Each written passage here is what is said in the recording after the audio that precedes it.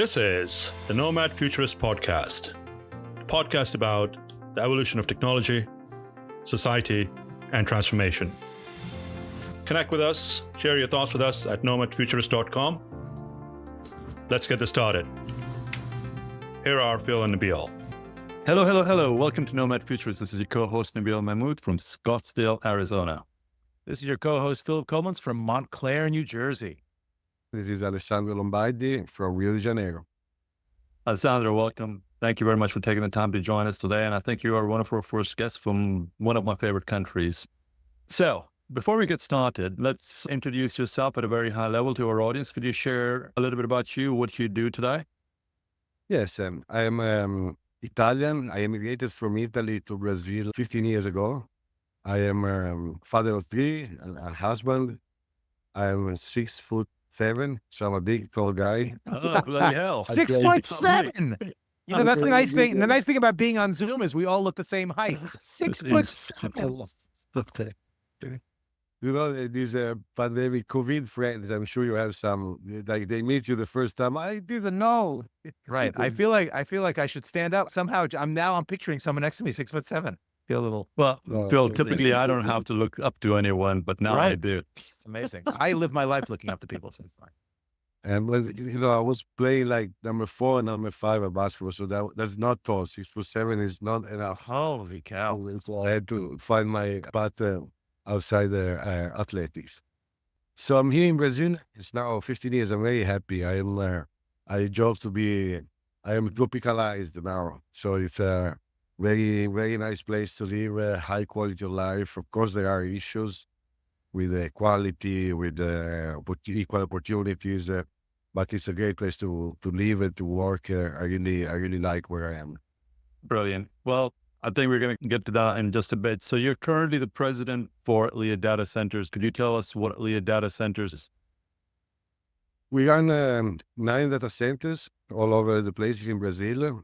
We originally had the vision of building digital infrastructure outside the capital city of São Paulo, which is where 80% of the infrastructure is built. So we started in 2018 buying telecom, sometimes old telecom sites, retrofitting and getting them ready or usable to international clients. And the things grew quite a bit in the last 7 or 8 years. It's now becoming much bigger than we were. Some tens of megawatt of building projects at this moment in multiple locations. So this is what I do every day. I dedicate my life to digital infrastructure. Brilliant. Let's step back in time a bit. I'm very curious about your move from Italy to Brazil. I don't really know very many people that have done that. But before we get into that, I'm curious about your educational background. So you've got a major in philosophy and a major in economics and business administration. So could you share, for starters, why did you end up picking up those subject matters? And secondly, how did you get involved in the technology sector? In late 90s, I was living in Rome. I just started my economics doctorate. And I had this early love for literature, philosophy, history of art. I've studied a lot of these humanist kind of matters. And when I started doing economics, I was really sad. And so I wanted to write. And I found something that was late 90s. That was the beginning of the internet. So I found this media company that was hiring web editors to write the content for the internet. So that's how my TMT career started. Then we can talk a little bit because something happened in 2001 in the .com sector. So the company I worked together, I did probably 4 years of startup while studying economics.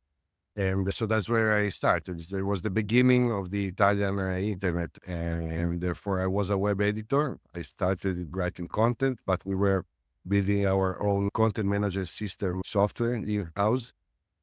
And there was the challenge to bring online what you were doing was like something magic happening. And that was There was no book. There was no how to build a internet infrastructure for dummies because nobody had done it yet, right? So you were really there as a pioneer at that time. Did you always have an interest in technology as a kid? Was it something that interested you at all, or just something that you found? I thought I'm a big man. I was there, so I had much easier. Keep on reminding us that you're 6'7". My God. Yeah, I feel really short now, Bill. I know how you Everyone, feel. I don't know if you guys have gotten this. He's 6'7". That's not in meters. That's in feet. That's why I say that, because my early years were all about basketball, right?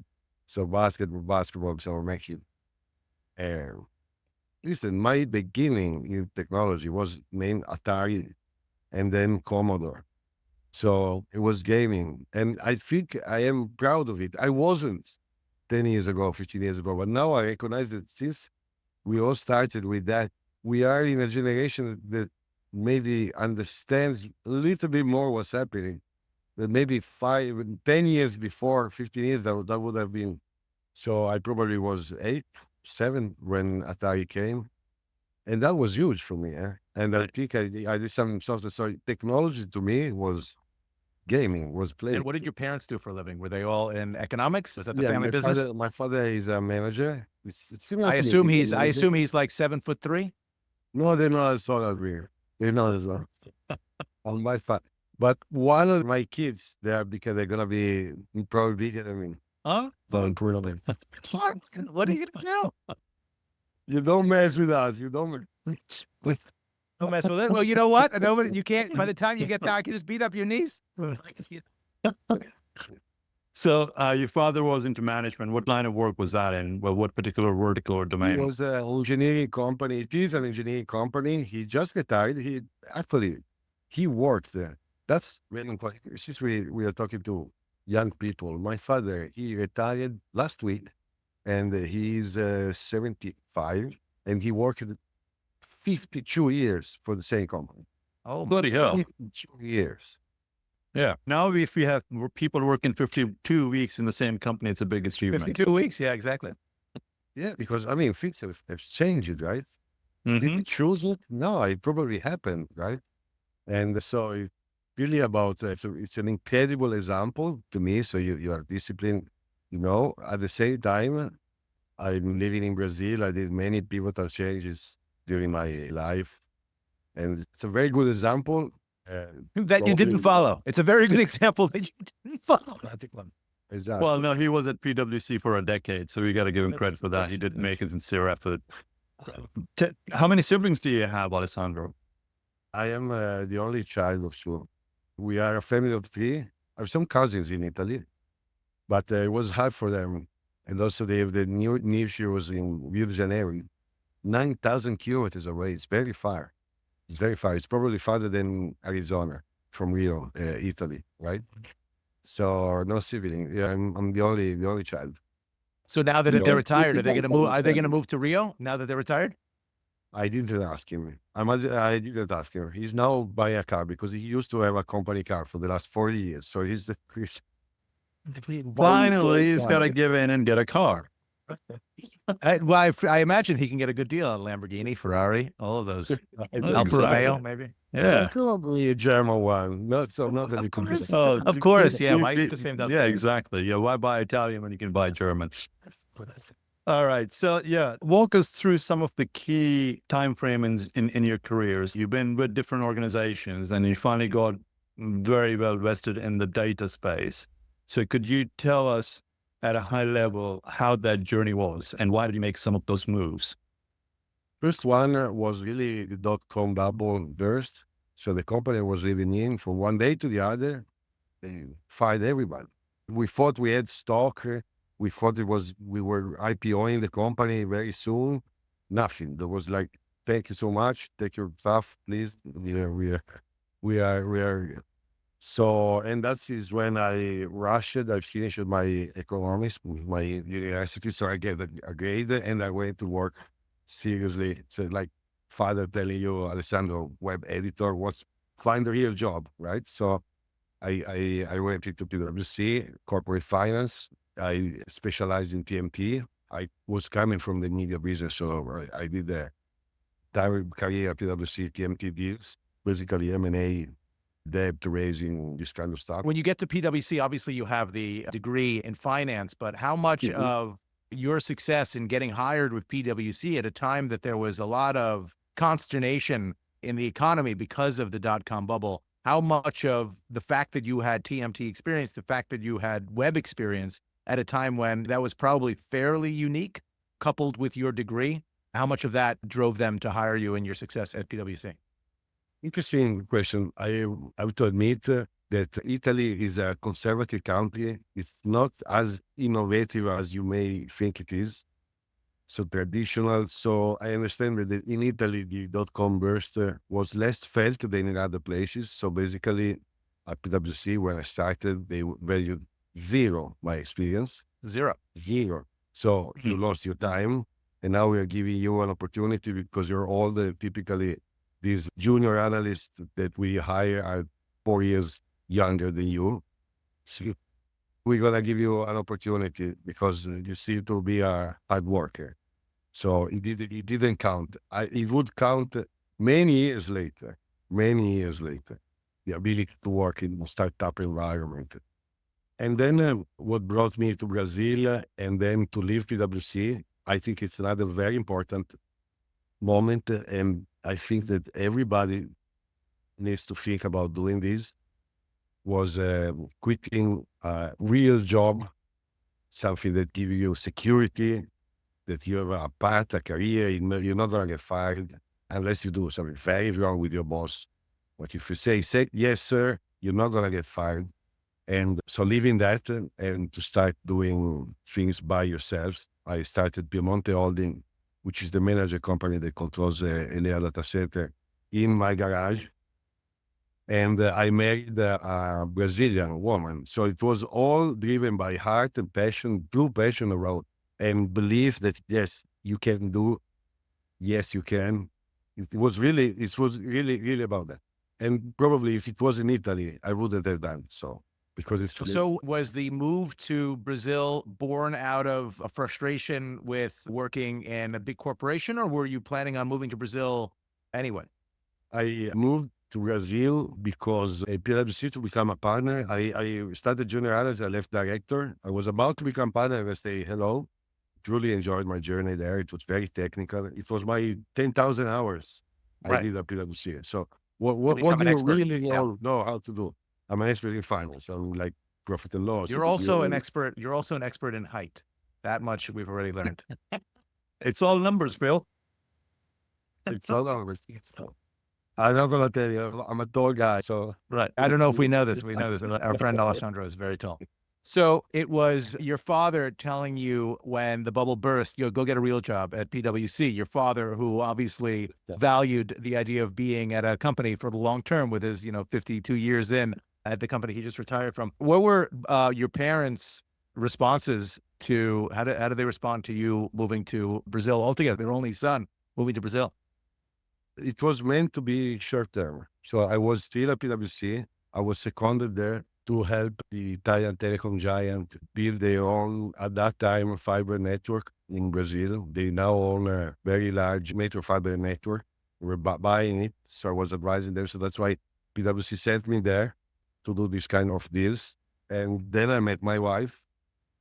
And I very well remember the phone call I made with my father. I met somebody, and I think I'll be here a bit more than... I think I'm going to be a Brazilian now. Leave her. Leave her. No. That's what he said. That's what he said. Leave her. Of course he said that. Leave her. No. So that's important for the young people, I understand, because it's not easy to do this kind of steps. You really need to follow your instincts, like your true passion, because he's the mother of my three kids, and I'm so happy. Does he still want you to leave her? Not at all. No. Not at all. Not at all. Brilliant. Yeah. So now you've been in Brazil for 15 years, is what I hear. How are you liking that transition to live in Brazil versus Italy? Like, what's been the biggest change? I understand there is much more. Life is easier in Brazil because it's the kind of Northern Europe or Northern Italy.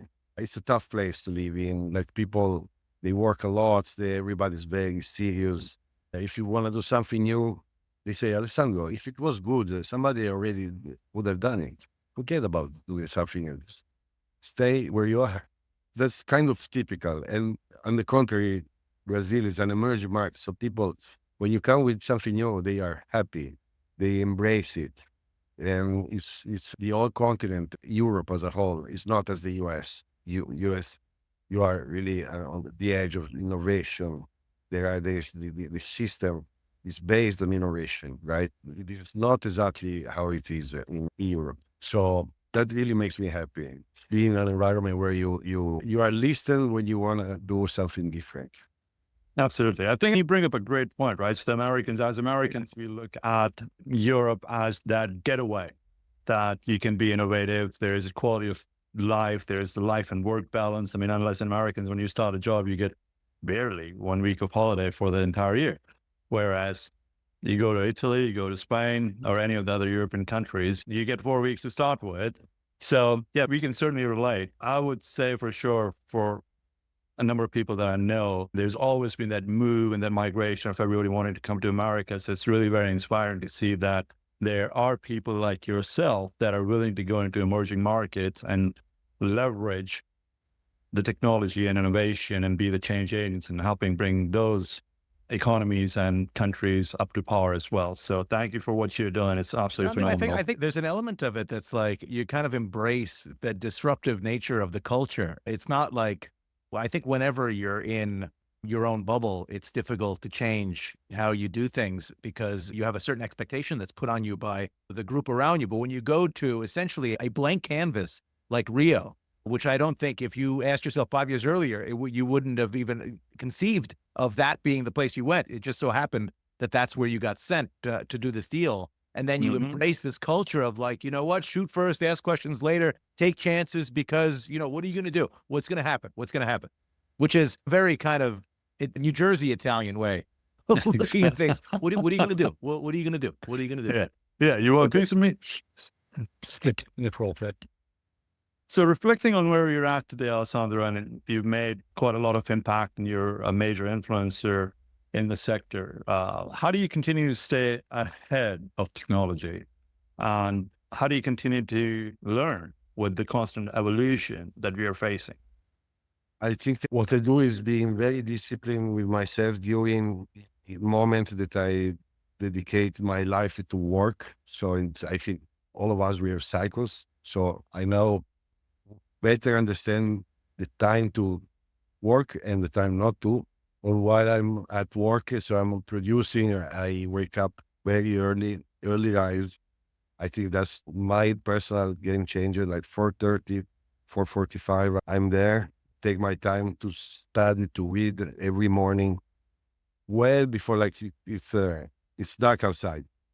And so by 9, you are 4.5 hours awake, and people come to the office like in a rush.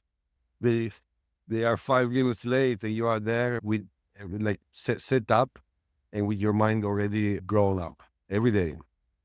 And that I think that's how I do. That I try to be always ahead in terms of the activity. Do you sleep later on the weekends?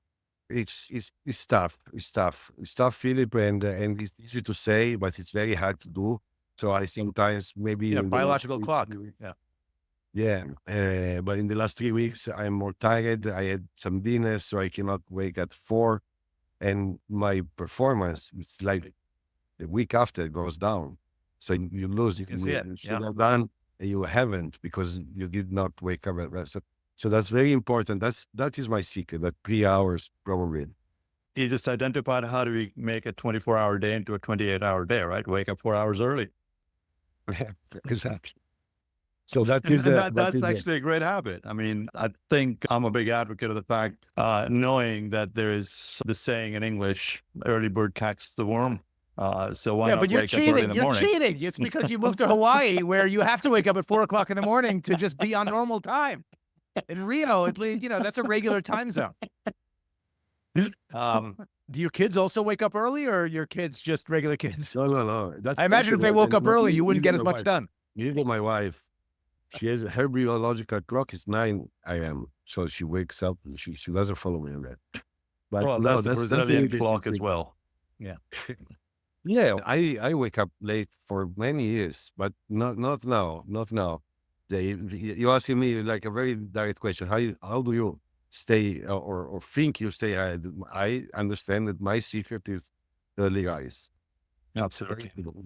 What are some of the cool things that you're looking at as it entails to technology that you think are going to be major change and or would be the biggest drivers over the next 5 or so years? I am amazed about these new GPUs and the electricity they are able to consume. So we probably have 5,000, 6,000 racks all over Brazil right now, and they consume per rack what one chip consume. I just heard a little set. That's like one rack, one chip. So it's unbelievable. If you told me 5 years ago, that's impossible. What do you say? What do you say? And therefore, the new data center, because I really into this space, the new data center is much smaller than it was. It's incredible because like to do 100 meg, it's 1,000 rack. So, which is it's 100 meg was the entire country 3 years ago. Right. And you get it in in a few corridors. And the way these things are cooled and paired together with networking, it's really amazing. The ability of I think we are working on some of the first one right now in Latin America. Probably this year, the first one, the like liquid cooled 100 kilowatt brackets is coming now, like a big scale, at least. And 5-10 years from now, these computers they're gonna make the difference for all of us, for a lot of things we do. You grew your company by doing something that is near and dear to my heart, which is retrofitting legacy telecom rooms and trying to make them relevant. And I think a lot from what the industry looks at suggests that the legacy telecom space has no place in an AI powered world where you need 30 kilowatts a rack, more in some cases, because every GPU takes by itself a couple of kilowatts. Do you think that's true? Or do you think that there is some overlap between the type of elements of infrastructure that is served out of these legacy telecom kind of interconnect rich environments and the AI kind of mega hyperscale deployments where you can do 100 megawatts out of 1,000 racks? Given the current existing technology, the telecom data center is very valuable because of the number of ducts, number of fiber coming into the site. Some sites we have like 80, 90 operators, and their connections, they were built up like decades sometimes. So to rebuild that, so that is very valuable. That is an ecosystem that doesn't go away. And if you retrofit that, it's good. It is going to be used. What we are doing is building new sites across this one. So you buy adjacent land and you build a new one on top of that. So that's our bread and butter. So they're adjacent to each other. Yes. So you buy the telecom and then you buy the land adjacent to it, and then you build for a new environment. But what I'm seeing now is different, because if the data center has enough height, so the floors were well designed and it's a robust building, the amount of power you can put in a data hall, it's incredible. It's really incredible. I mean, literally machine learning goes to 80, 90 kilowatts per rack. It does. And so in a corridor of 10, you can put 1 meg. Mm-hmm. In a corridor of 10, it's a room, 10 racks, 1 meg. And the answer is yes. It's very easy. It's much easier to retrofit because it's cooled differently. You need to buy CDUs, the new liquid cooling equipment. They come already with it. And it's easier than it was for the cloud. So let me get this straight. I just want to make sure I'm getting this straight. What Alessandro is saying, if I'm not mistaken, is that the secret to the riddle of deploying these AI clouds is height? Well, it's height and you gotta cool it. Okay, fine. But it's height. The answer is height. No, Some person always had the answer. And it's of course, that's the Italian way of looking at things. Always looking. How many you are these cabinets? How many you? No, it's not height. The truth is that you need to have energy. So, and I think the way we all build data centers until today, which is I find the space and then let's see how I bring energy to that place. It's over. For the next 10 years, it's going to be, where is energy? So I go and build there. Right. Well, that's why you see a lot of Yeah. these like old abandoned power stations coming back online, and that's where a lot of this build out is happening. Do you have those same constraints? Like, what are the constraints in South America?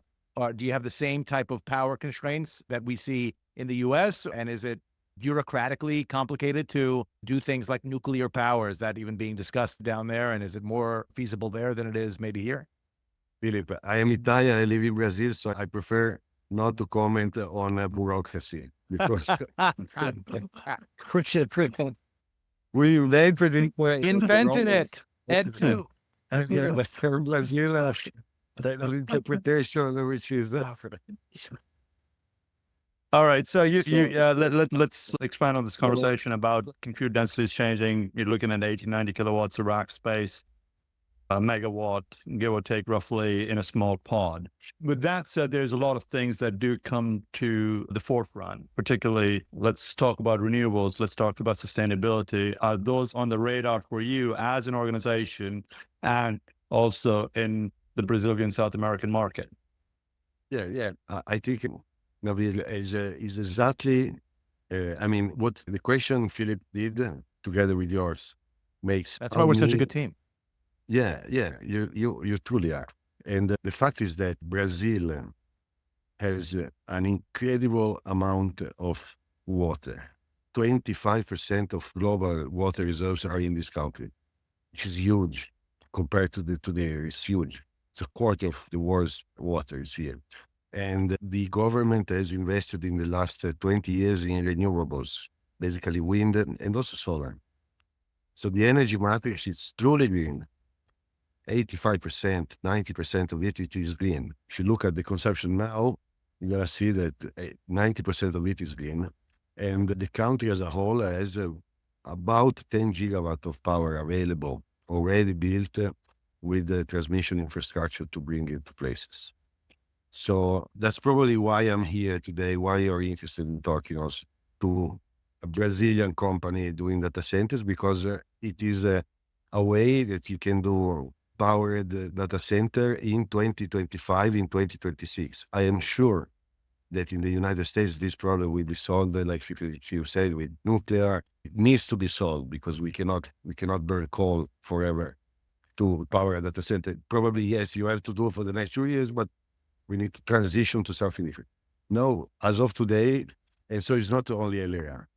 I think, yes, we were the first, we did the green bond, but I think as a market, the Brazilian market, as a whole, so not only us, everybody, we now buy green energy, all of us, 100%.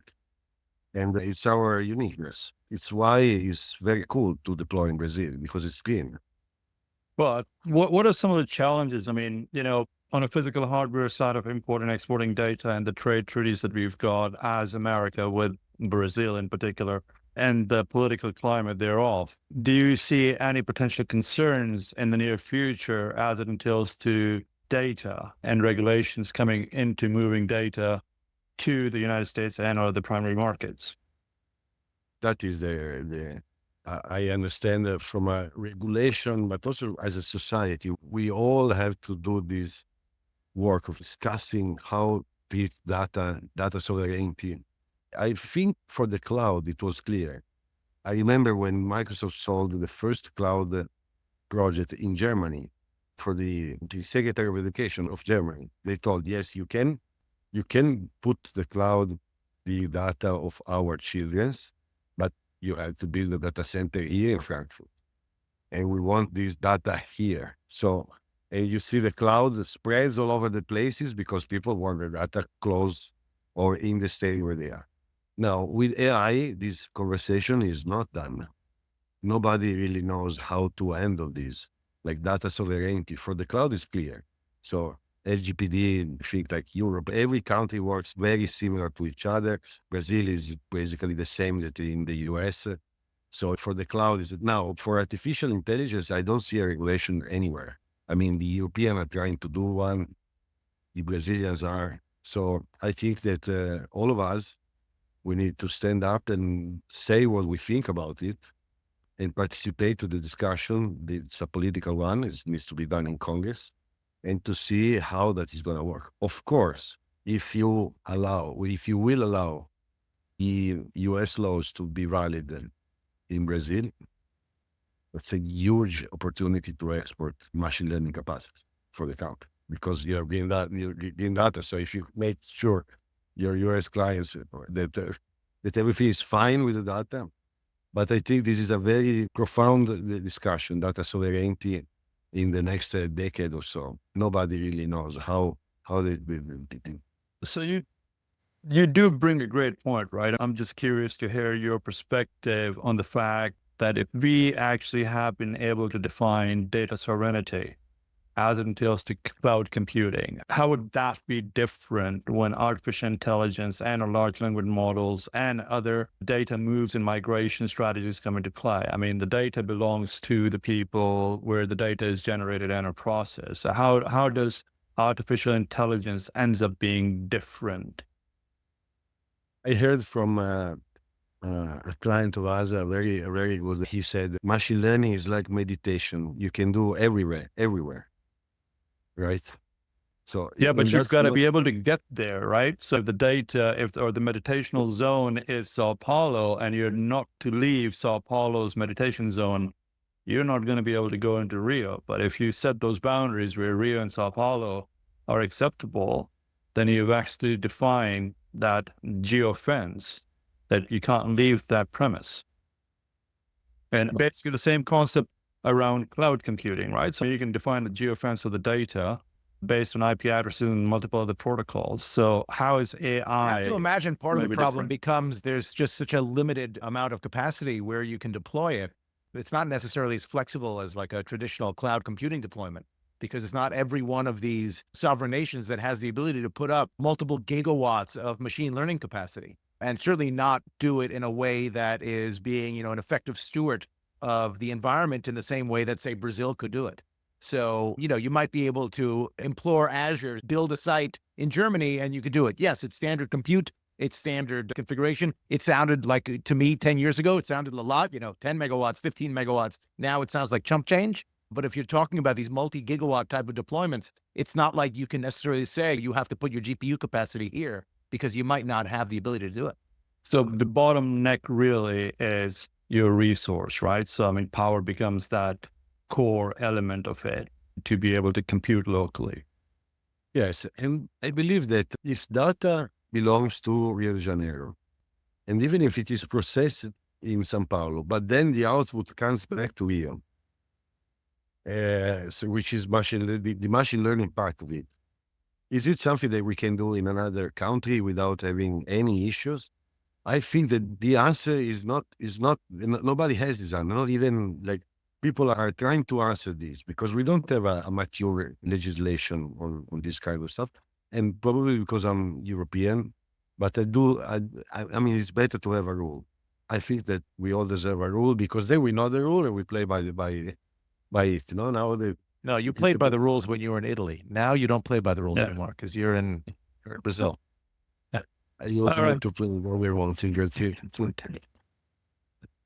So you certainly have a very interesting story, a great career, and a lot of experiences, including moving from Europe to South America.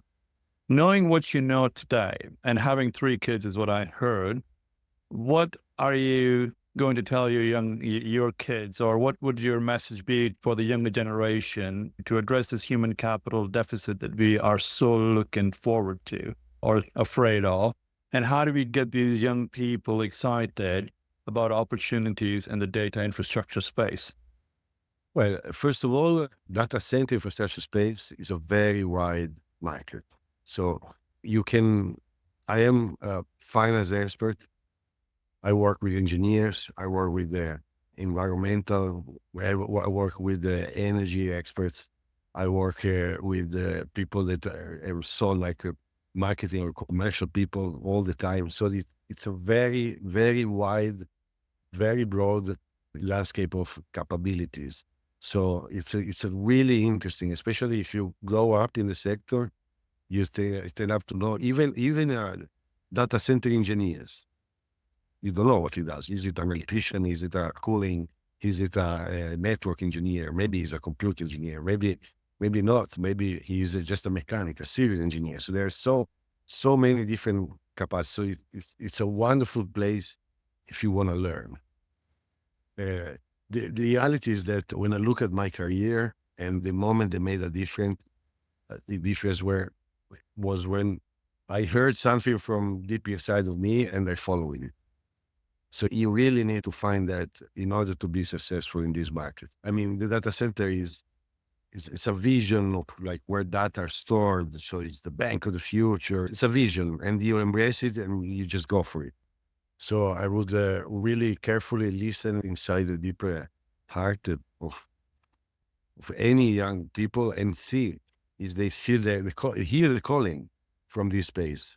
Because if you hear the calling from this space, there are so many opportunities for entrepreneurs, for engineers, for anybody. Yeah, I mean, I think it's a fantastic point, and really one of the reasons why we started the podcast and by extension the foundation was to just demystify our world so that people can understand that there's such a wide breadth of passions that can go into building digital infrastructure, that everyone really belongs. It's one of those rare industries where you can make out of it what you want and you can carve your own path, because there's no area, whether you're a mechanic or a civil engineer or marketing or finance or any of these things. And the people that have really succeeded are the ones that kind of transcend all of those, we call them sub-verticals, but all of those different, areas. So it's not that you found it by accident, right? Because you started writing for that website in TMT and then it went belly up and then you went to PwC and then you found the data center, the digital infrastructure industry, and then you carved your path. What we're trying to do is we're trying to kind of show people that we don't have time for people to have that same experience because there's so much to do now and we need people to do it. And we can't wait for them to graduate high school and then graduate college and then get their first job and then accidentally run into the data center. So we're trying to kind of show kids in high school, in junior high school, K through 12, the fact that our industry exists. Is that something that you've got? I have to imagine that your kids have been in your data center and their friends kind of know what you do. What is the reaction to that? They are amazed. I personally sit on the board of the American School of Rio de Janeiro, which is 2,000 students. And I'm a board member, so I cannot exaggerate, but I'm really working on letting them know what the data center is. I sit on the board of the Catholic University of Rio de Janeiro. That's 20,000 students. And also we are creating the AI and data center program course. So that is what I'm trying to give back is because in this country, it's different than the US. US, you really want to, people choose you. In this country, you are given an opportunity, which is much more than that. So taking out from the favelas, from the communities, the suburbs that are very, very poor in terms of Northern Hemisphere benchmark. And you give them an opportunity, which is a win-win because you need it, right? But yes, we do all of these. And I truly believe that is fantastic. The data center, I love it. And so probably there is still many engineers, they don't like to have a youngster working in, visiting. I try to do all the time, but there are many that are against it. It's dangerous because it is a dangerous place. It really is. It's not easy to work here at all. I did with my kids on Christmas. We went on Christmas Day. And people, he didn't like it. Well, yeah, but I mean... Did you tell them that that's where Santa Claus is now? That's where the Amazon packages come from, the data center, right? So Santa Claus, the data center technician that works 24/7, that's Santa Claus now. Exactly. I feel actually the reason why Alessandro took the kids out to the data center wasn't because of Christmas, or maybe it was to show them how real Christmas is, whereby it's cooler than the Sao Paulo or Rio's warm weather. I think it's the blink. I think it's the lights. It's easier to show them the lights in the data center than to put the lights on the tree. By the way, I don't know if this helps people choose our market, but if you go on a data center on Christmas Day, early morning, people are there washing, taking care of the air conditioning, taking care of the network. And Absolutely. That's why every data center hires one Jewish person to be a technician, so you have somebody to work with. And that was my pitch when I got my first job. There you go. Double time. Don't worry, it's okay. Double time. I have one final question. My final wrap-up question is: do you still play basketball?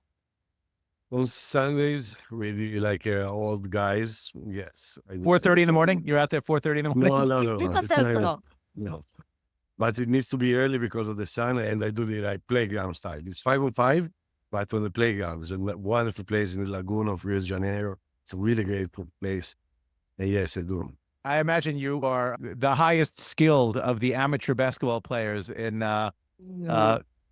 Brazilian, they can play. We can play. We can play. Yeah, Brazilians are quite They use athletic. elbows. They use elbows. Yeah. And they are quite athletic, exactly. Yeah. All right. If you could give one piece of advice to those looking to work in the data center sector, what would it be? Choose your path, do the 10,000 hours, and you're going to be amazed of your career. Brilliant. Alessandro, thank you very much for taking the time to join us today. It's been lovely getting to know you, and thank you for sharing the insights and your journey with our listeners.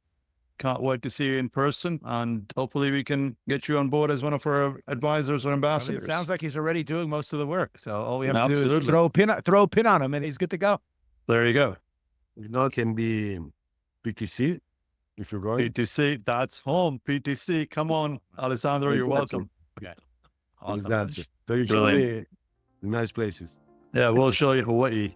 Well, thank you so much. I'm not for sure giving us the Honolulu time. counts as Hawaii, really, but fine. Yes, we'll check Hawaii. Rub it in, Bill. Thanks for coming on, Alessandro. Thank you.